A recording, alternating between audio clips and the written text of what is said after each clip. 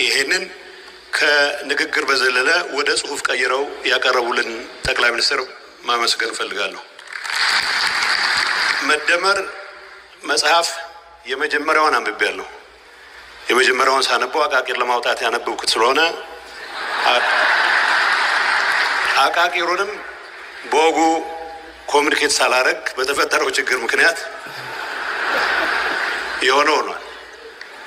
ቢያንስ በዚህ መድረክ እርግጠኛ ሆኜ መናገር ባልችልም ከአምስቱ ትውልዶች የትኛው እንዳልሆንኩ ብቻ በዚህ አጋጣሚ መናገር እችላለሁ።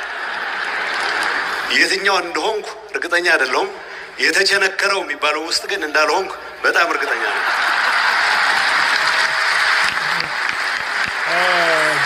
እዚህ መጽሐፍ ውስጥ ዋናው እኔ ትኩረት ላደርግበት የምፈልገው የሀገር ለውጥ በምናስብበት ሰዓት